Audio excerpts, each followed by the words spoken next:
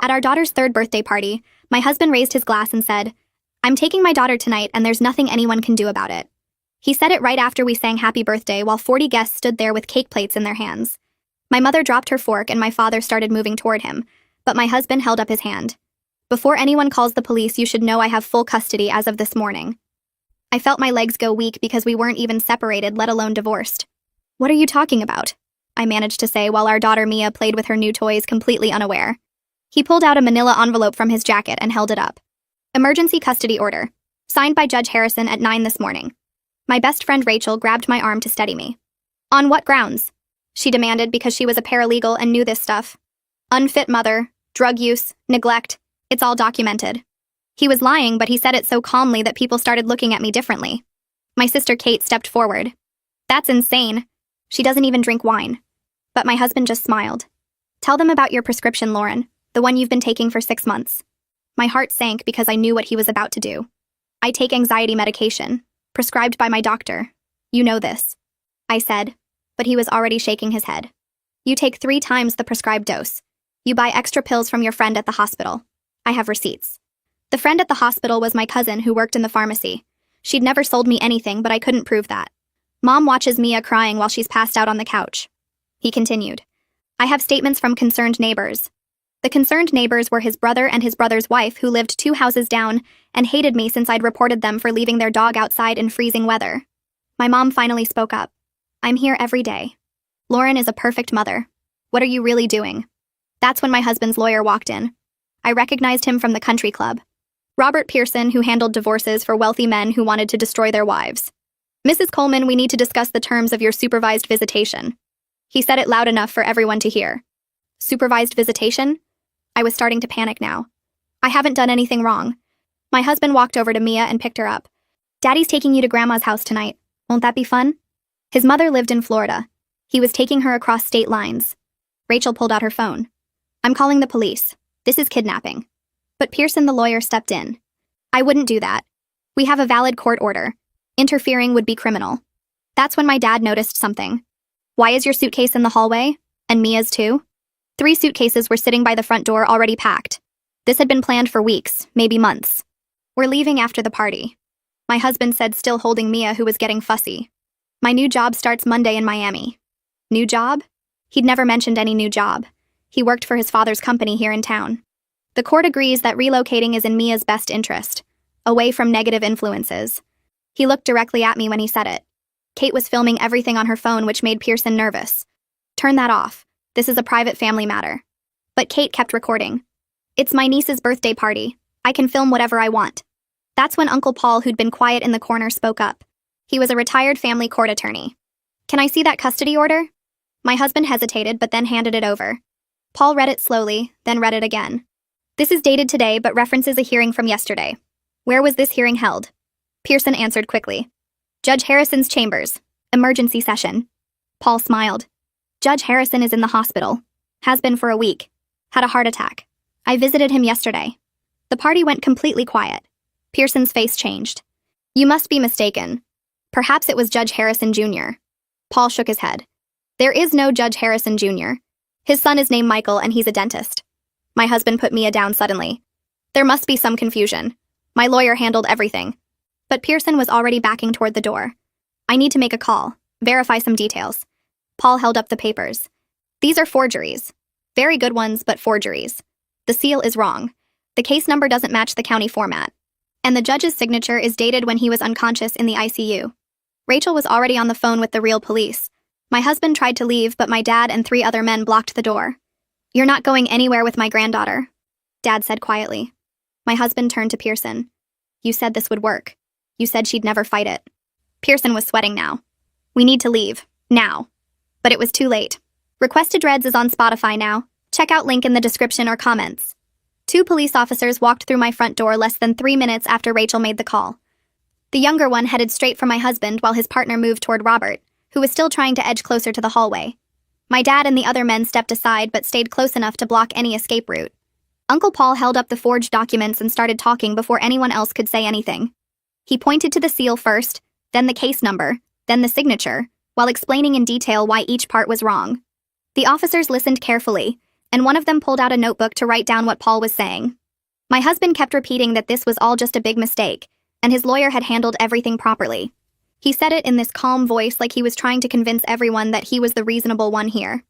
Robert tried to interrupt twice, but the officer nearest to him told him to be quiet and wait his turn. Paul handed over the papers, and the younger officer took photos of them with his phone. My husband's face was getting red now, and he kept looking at Robert like he was waiting for him to fix this somehow. Robert just stood there sweating and not making eye contact with anyone. The officer asked Paul how he knew Judge Harrison was in the hospital, and Paul explained that he'd visited him just yesterday afternoon. The officer made a phone call right there in my living room to verify it, and I could hear someone on the other end confirming that Judge Harrison had been in intensive care all week. My husband started backing toward the kitchen, but my dad moved to block that direction too. The officer told my husband to stay put and not move anywhere until they sorted this out. Mia was sitting on the floor playing with her new dollhouse, completely unaware that her father was about to be arrested. I wanted to pick her up and take her to another room, but I couldn't move. Detective Jeremy Walton showed up about 20 minutes later in regular clothes like he'd been called in from home. He had gray hair and reading glasses hanging from a chain around his neck. He talked to Uncle Paul first, and Paul went through the whole explanation again about the forged seal and the wrong case number format, and the signature dated when Judge Harrison was unconscious. Jeremy wrote everything down in a small notebook and asked Paul specific questions about court procedures and document formats. Then he talked to Rachel, who showed him her phone with the video Kate had recorded. He watched the whole thing twice and asked Rachel to send it to his email address right away. Kate came over and showed him her phone too, since she had the original video file. Jeremy asked her when she started recording, and she said right when Robert walked in the door. He watched that video 3 times, and I could see his expression change when he got to the part where my husband said his lawyer handled everything. Jeremy made several phone calls while standing in my dining room. I could hear him talking to someone at the courthouse and someone at the hospital and someone else whose title I couldn't quite catch. Each call seemed to make him more serious. He looked at my husband and Robert and told them both to sit down on the couch and not talk to each other. My husband tried to argue, but Jeremy cut him off and said if he didn't sit down quietly, then he'd be sitting down in handcuffs. Robert sat immediately, but my husband took another few seconds before he finally dropped onto the couch. Jeremy called someone else, and I heard him say something about forgery and fraud and possible kidnapping charges. My mom was standing next to me now with her hand on my shoulder. The party guests were still here watching everything unfold like it was some kind of show. Nobody had touched their cake in over an hour. Jeremy put his phone away and walked over to my husband and Robert. He told them both to stand up and put their hands behind their backs. My husband's face went white and he started saying this was crazy and he had rights and they couldn't arrest him without evidence. Jeremy pulled out handcuffs and told him the evidence was the forged court documents he'd tried to use to kidnap his daughter. Robert started talking fast about how he was an attorney, and this was a misunderstanding, and he needed to call his office. Jeremy told him he could call whoever he wanted after they got to the station. The younger officer handcuffed my husband while Jeremy handcuffed Robert. Jeremy read them both their rights in this flat voice like he'd done it 1,000 times before. He listed the charges as conspiracy to commit kidnapping, forgery of court documents, fraud, and attempted parental kidnapping across state lines. Each charge made my husband's face get paler. The 40 guests stood there in complete silence watching 2 men get arrested at a 3-year-old's birthday party. Jeremy asked if anyone else had video or photos of what happened, and 3 people held up their phones. He took down their names and contact information and told them someone would be in touch. The officers started walking my husband and Robert toward the front door. Mia looked up from her dollhouse and saw her daddy in handcuffs. She stood up and asked why the police were taking Daddy away. Her little voice was so confused and innocent. I felt something break inside my chest because how do you explain this to a 3-year-old? I picked her up and held her close and told her Daddy had to go talk to some people, but she'd see him later. She started crying and asking if Daddy was in trouble. I didn't know what to say, so I just held her tighter while the officers led my husband out the door. He looked back at us once and I couldn't read his expression. Robert didn't look back at all. Rachel was already on her phone before the police cars pulled away from the curb. She called her boss, who apparently specialized in family law, and explained the whole situation in quick sentences. I could hear her boss asking questions and Rachel answering while she paced around my kitchen. She told him about the forged documents and the attempted kidnapping and the arrest, and how we needed help right away. Her boss said something and Rachel nodded even though he couldn't see her. She hung up and told me he was calling someone he knew who handled custody cases involving parental kidnapping. Within an hour, a woman named Victoria showed up at my house. She was maybe 50 with short dark hair, and she carried a leather briefcase that looked expensive. She sat down at my kitchen table and asked me to tell her everything from the beginning. I went through the whole story while she took notes on a legal pad. She asked specific questions about my husband's behavior over the past few months and whether I'd noticed any unusual activity. I told her about the packed suitcases and the Miami job I'd never heard about. She wrote it all down. Victoria explained that my husband's actions had actually made my custody case much stronger, because attempting to kidnap a child with forged documents showed extremely poor judgment and a willingness to break the law. She said we'd file for emergency custody first thing Monday morning, along with a restraining order to keep him away from me and Mia. She spent 2 hours at my house going over everything and preparing paperwork. By the time she left, it was almost 9 at night and Mia had fallen asleep on the couch. The party guests had all left by 8. My parents stayed to help clean up the mess of uneaten cake and unopened presents. Kate stayed too, and she sat with me in the kitchen after we put Mia to bed. My mom and dad were in the living room putting away decorations and wrapping up leftover food. Kate pulled out her phone and we watched her video frame by frame. You could see everything clearly. My husband announcing he was taking Mia, Robert walking in and talking about supervised visitation, the packed suitcases by the door, Uncle Paul exposing the forgery, my husband's face when he realized it wasn't going to work. And most importantly, you could hear my husband saying his lawyer handled everything. Kate had captured his exact words. She sent the video to my email and to Victoria's email and made 3 backup copies on different cloud services. We sat there in my kitchen past midnight going through every detail. Kate kept asking if I was okay, and I kept saying yes, even though I wasn't sure what okay even meant anymore. My husband of 5 years had just tried to steal our daughter using fake legal papers. He'd planned it for weeks or maybe months. He'd packed our daughter's clothes and bought plane tickets and rented a condo in another state. And he'd done it all while pretending everything was normal. While kissing me goodbye in the mornings and asking what I wanted for dinner and playing with Mia before bedtime. I couldn't process it. My brain kept trying to make sense of it and failing. I spent Saturday and Sunday going through every financial record I could find. My parents took Mia to the park so I could focus without her asking questions. I pulled up bank statements and credit card bills and investment accounts. What I found made me feel sick. My husband had been moving money out of our joint savings account for 3 months. Small amounts at first. 500 here, 1,000 there. Then bigger chunks. 3,000, 5,000. By the time I added it all up, nearly $40,000 was gone, transferred into accounts I didn't have access to and couldn't track. I found paperwork stuffed in the back of his desk drawer for a condo lease in Miami. He'd signed it 6 weeks ago. The lease started next Monday, which was exactly when he'd said his new job began. Except there was no new job. His father's company was here. He'd been planning this escape for at least 6 weeks and probably longer. I found receipts for plane tickets. 3 one-way tickets to Miami dated for tomorrow. He was really going to do it. Take Mia and disappear to Florida where his mother would help him hide her from me. I took photos of everything with my phone and sent them all to Victoria. She responded within an hour saying this was excellent evidence of premeditation, and it would help our case significantly. Rachel came over Sunday afternoon with her laptop. She'd been researching Robert all weekend using her paralegal connections and access to legal databases. What she found explained a lot. Robert had been involved in 3 other custody cases, where fathers accused mothers of drug abuse to gain custody. In 2 of those cases, the accusations were later proven completely false. In one case, the mother had actually sued Robert for legal malpractice, but the case was settled out of court with a non-disclosure agreement. Rachel found online reviews from former clients, and half of them called him unethical. One review said he was willing to bend rules to win cases. Another said he'd suggested creating evidence that didn't exist. A third said he'd coached a client to lie under oath. Rachel printed everything out and put it in a folder for Victoria. She explained that this pattern showed Robert specifically targeted mothers with false drug accusations because it was an effective strategy that was hard to disprove quickly. My husband had chosen Robert specifically because he needed someone willing to break the rules. Someone willing to forge court documents and create fake evidence. Robert had a reputation for doing whatever it took to win, and my husband had found exactly the right corrupt lawyer for his plan. Victoria called me Monday morning at 8. She'd already filed emergency motions with the family court, and we had a hearing scheduled for Wednesday afternoon. She explained that the severity of the charges and the clear evidence of attempted kidnapping had convinced the judge to fast-track our case.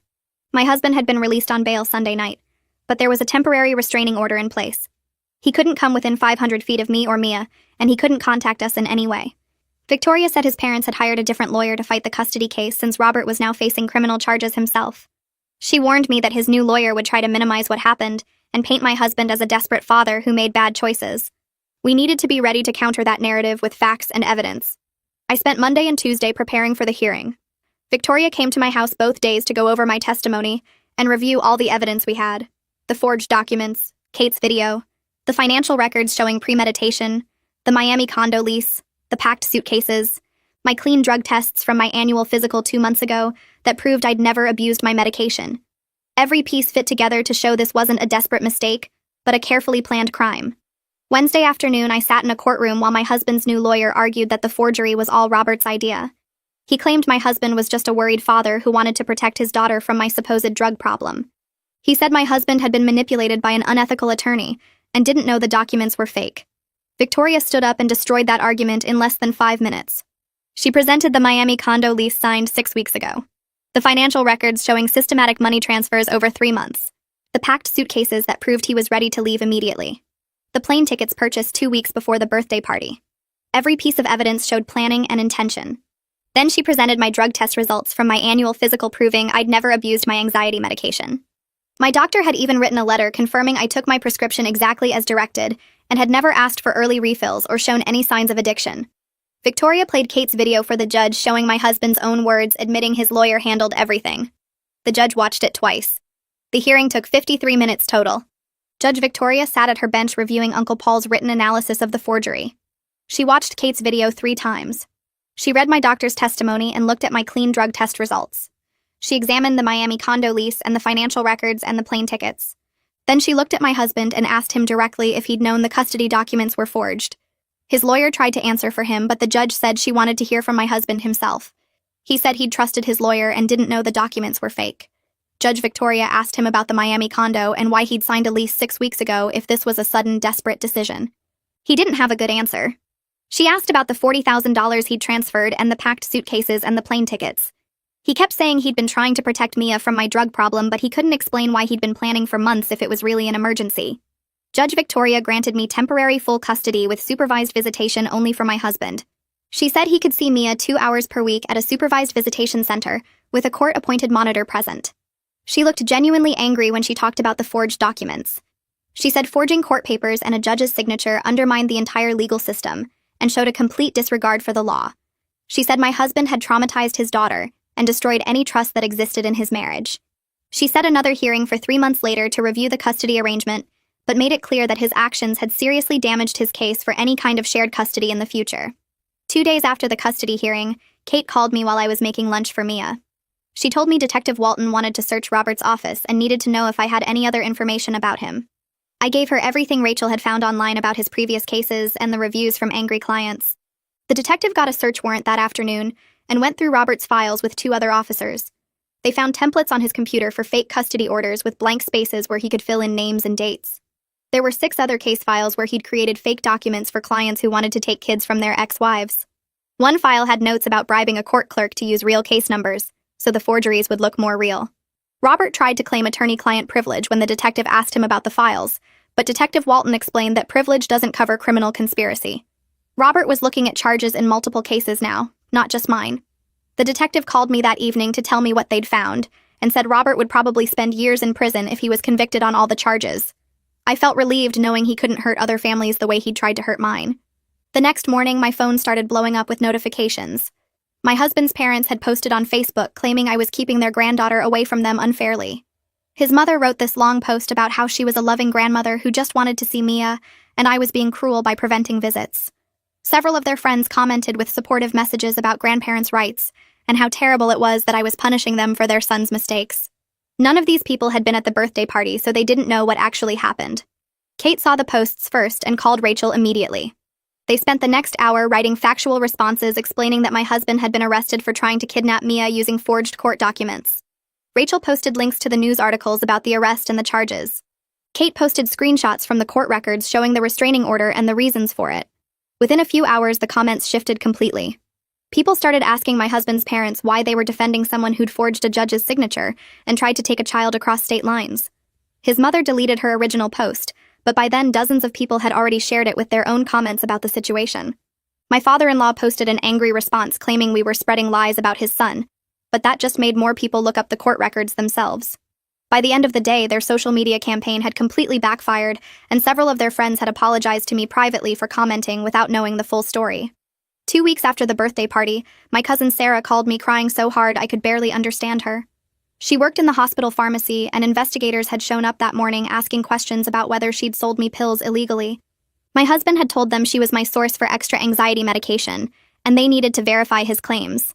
Sarah was terrified she'd lose her job or get arrested even though she'd never done anything wrong. I felt horrible that my husband's lies were affecting innocent people who had nothing to do with our marriage problems. I called Victoria immediately, and she told me to have Sarah bring all her employment records showing every prescription she'd ever filled. Victoria explained that the records would prove Sarah had never filled any suspicious prescriptions for me, and the investigation would clear her completely. I drove to Sarah's apartment and sat with her while she pulled together 3 years of pharmacy logs. She kept apologizing for being scared, and I kept telling her she had nothing to apologize for, because my husband was the one who'd lied about her. We took the records to Victoria's office that afternoon, and she made copies of everything. She called the investigators right there and explained that Sarah's records proved she'd never sold pills to anyone illegally. The investigators said they'd verify the records and close that part of the investigation within a week. Sarah hugged me so tight when we left Victoria's office and made me promise to let her know if there was anything she could do to help with the custody case. 3 days later, Detective Walton called my husband's brother and sister-in-law in for interviews about their statements as concerned neighbors. They'd told my husband they'd seen me passed out on the couch while Mia was crying, and he'd used those statements in the fake custody documents. The detective asked them specific questions about dates and times, and what exactly they'd witnessed. Under questioning, they admitted my husband had asked them to say they'd seen me passed out, even though they'd never actually witnessed anything like that. The detective informed them that providing false statements in a custody case was a crime, and they could face charges themselves. Suddenly, they started backtracking and claiming they'd misunderstood what my husband wanted them to say. They said they thought he just wanted them to be supportive, and they didn't realize he was going to use their words in legal documents. The detective told them their cooperation would be noted, but they'd still need to provide written statements correcting their earlier lies. My dad heard about the interview from his friend who worked at the police station and called me laughing about how fast they'd turned on my husband when they realized they could get in trouble too. That same week, Mia started having nightmares about police and people taking her away. She'd wake up screaming in the middle of the night asking where I was, and if the police were coming back. During the day, she followed me from room to room and got anxious whenever I was out of her sight for more than a few minutes. I couldn't even go to the bathroom without her standing outside the door asking if I was still there. Victoria recommended a child therapist named Lorraine Burke, who worked with young kids who'd been through scary situations. I called Lorraine that afternoon and got an appointment for the next week. The first session was just me and Lorraine talking about what happened at the birthday party, while Mia played with toys in the corner. Lorraine explained that kids Mia's age don't understand legal stuff, but they understand when adults are scared or angry and when their normal routine gets disrupted. She said we'd start weekly sessions where Mia could play with dolls and gradually talk about the scary birthday party in ways that made sense to a 3-year-old. After that first session, Mia seemed a little calmer, and Lorraine gave me techniques for helping her feel safe at home. We started the weekly sessions, and slowly Mia began acting more like herself again, though she still had bad nights sometimes. 2 weeks later, I sat in the courtroom watching Pearson walk to the witness stand. The prosecutor had made a deal with him, and now he was testifying against my husband in exchange for a lighter sentence. Pearson looked older than I remembered from the birthday party, and he kept his eyes down as he was sworn in. The prosecutor started with basic questions about how he met my husband, and when they first discussed custody issues. Pearson explained that my husband had come to his office about 4 months before the birthday party asking specifically about emergency custody and how to get it without the other parent knowing. The prosecutor showed him printed emails and asked if he recognized them. Pearson confirmed they were real, and that my husband had sent multiple messages asking about what evidence would be needed to prove I was an unfit mother. One email from my husband listed ideas including drug abuse and neglect, and asked if those would be enough for a judge to grant emergency custody. Another email discussed the plan to take Mia to Florida immediately after getting the custody order. Pearson admitted he'd told my husband that legitimate emergency custody would require actual evidence and court hearings, but my husband had pushed back saying he needed something faster. The prosecutor asked directly if Pearson had suggested creating forged documents. Pearson said my husband had been the one to suggest it first, but that he'd agreed to help because my husband offered to pay him $50,000. My husband's lawyer tried to object multiple times, but the judge overruled him because Pearson's testimony was part of his plea agreement. The prosecutor presented more emails showing Pearson and my husband discussing exactly what the fake custody order should say and how to make it look authentic. My husband had provided all the false information about my supposed drug problem and the concerned neighbor statements from his brother. Pearson had taken that information and created the forged documents using templates he'd developed for other cases. The defense lawyer tried to argue during cross-examination that Pearson was lying to get a better deal for himself, but the emails made it impossible to deny what had happened. Every detail Pearson described matched the documents Uncle Paul had analyzed at the party. When Pearson finally left the stand, he still wouldn't look at me or my husband. The trial continued for another week with more witnesses and evidence, but everyone knew the outcome was decided after Pearson's testimony. The jury got the case on a Friday afternoon, and we all sat in the courtroom waiting. Rachel held my hand while Kate sat on my other side texting our parents updates.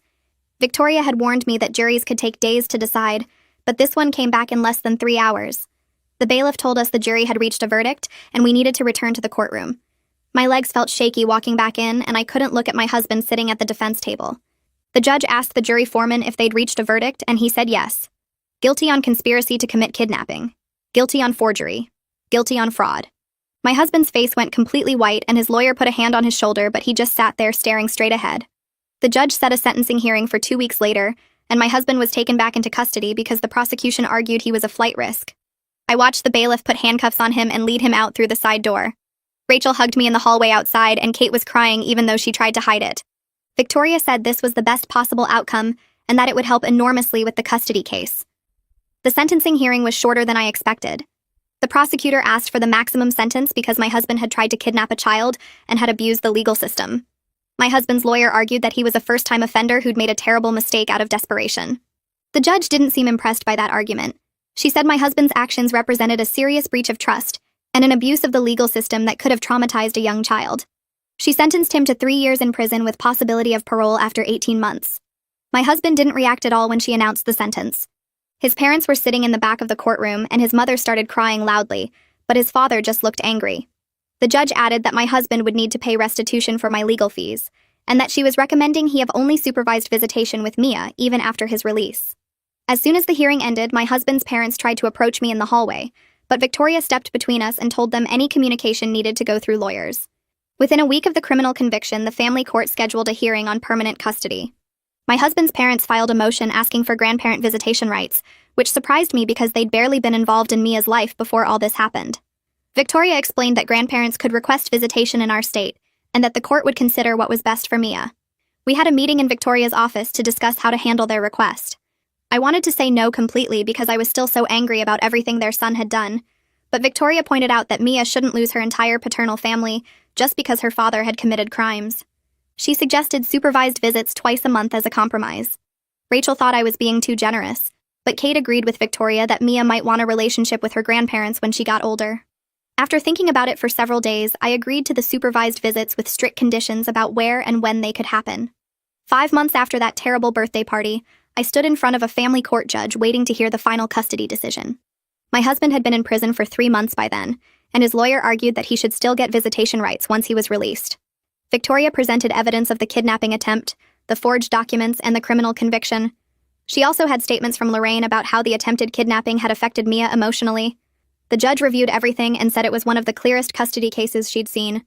She awarded me full legal and physical custody of Mia, with my husband getting supervised visitation only after his release from prison. The judge also ordered him to pay child support and reimburse me for the legal fees, though Victoria had warned me that collecting money from someone in prison would be difficult, and I shouldn't count on seeing much of it. My parents were in the courtroom, and my mom cried when the judge announced the decision. Walking out of that courthouse knowing Mia was legally safe felt like I could finally breathe properly for the first time in months. Lorraine called me in for a meeting without Mia to discuss her progress. She said Mia was doing much better, and the nightmares had decreased significantly over the past few weeks. Mia still got anxious around her father's relatives before their supervised visits and needed extra reassurance afterward, but overall she was processing the trauma in healthy ways. Lorraine recommended continuing weekly therapy for at least another 6 months, because processing this kind of trauma took time and consistency. I asked if Mia would remember what happened when she got older, and Lorraine said probably yes, but that the therapy now would help her understand it wasn't her fault. We talked about warning signs to watch for, like regression in behavior or new fears, and Lorraine gave me strategies for handling difficult questions when Mia got old enough to ask them. Leaving that appointment, I felt grateful we'd found Lorraine because I couldn't imagine navigating this without professional help. The financial situation kept getting worse despite the custody victory. My parents offered to help me refinance the house to deal with the debt my husband had left behind. We spent a weekend going through all the paperwork and discovered he'd taken out a home equity loan I didn't know about, in addition to maxing out the credit cards. The total debt was close to $80,000, not counting the legal fees. My dad talked to his bank about refinancing options, and eventually we got a new mortgage that consolidated most of the debt, but increased my monthly payments. I picked up extra freelance work doing graphic design at night after Mia went to bed to cover the ongoing legal and therapy costs that insurance didn't fully pay. Some weeks I was working until midnight or later just to keep up with everything. Kate and Rachel remained constant supporters through all of it. They came over for dinner twice a week and helped with childcare when I needed to work late or attend legal meetings. Rachel brought groceries without asking, and Kate started a college fund for Mia using money she'd been saving for a vacation. Having them around made the hard days bearable. 8 months after my husband tried to kidnap Mia at her birthday party, we were building something that felt safer and more stable than our old life ever was. Mia smiled more now and laughed at silly things like she used to before everything happened. She still asked about her daddy sometimes, and I told her he was away, but that he loved her, which felt like the right thing to say, even though I wasn't sure it was true. The supervised visits with her grandparents happened twice a month at a family center downtown, and while Mia seemed okay with them, she was always quieter for a day or two afterward. I continued taking her to therapy every week because Lorraine said consistency mattered more than anything else right now. My parents came over most Sundays for dinner, and my dad had started teaching Mia to ride a tricycle in the driveway.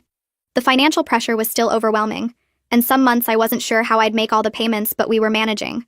I was still angry about the betrayal, and probably would be for a long time, but I was also grateful that Uncle Paul had exposed the forgery before my husband could take Mia away. We were healing slowly but genuinely, and I'd learned that sometimes the worst moments reveal who truly loves and supports you. Mia was safe, and that was what mattered most.